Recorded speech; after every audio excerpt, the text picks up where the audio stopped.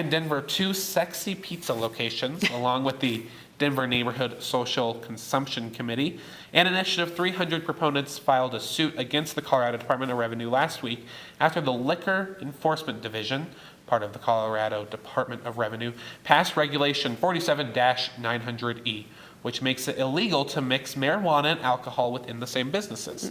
The regulation came about just days after Denver voters had approved Initiative 300, which would allow open cannabis consumption programs in bars and restaurants. A judge is set to hear the case this week. So what do you think of the ruling overall? Well, so you've got a whole bunch of people that are for this, Right. that want this to happen, and then you've got this ruling that kind of swoops in to put the kibosh on that.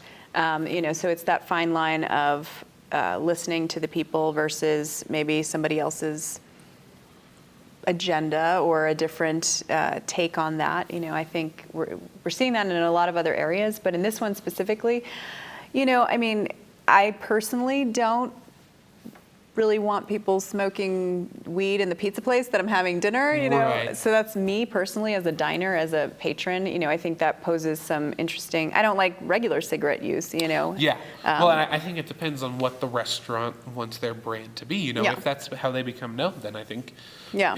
some people would just stop going there, which is fine. I think different restaurants have different. Sure. But I've always heard, that marijuana is kind of compared to alcohol in that sense. So, mixing the two, I think, is an interesting idea. And, it's not like it doesn't happen already. No, and So I mean, think this is just you've made legalizing. marijuana legal in our state and now several other states, Right. but the problem is there's a lack of places for people. It's still criminalized in the way it's treated, where you can't Exactly. enjoy it like you would a drink, which is legal as well. So I can see why maybe there needs to be certain types of venues that designate that that's okay and it's So. known.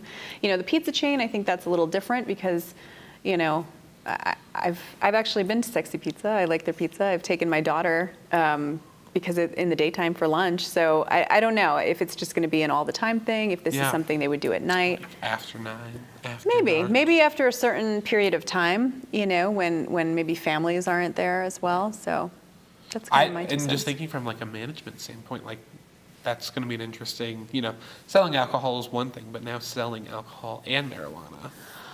Well, I mean, and if you're a pizza place, I think you're going to sell more pizza, right? I Because think so. Got the munchies. got the munchies.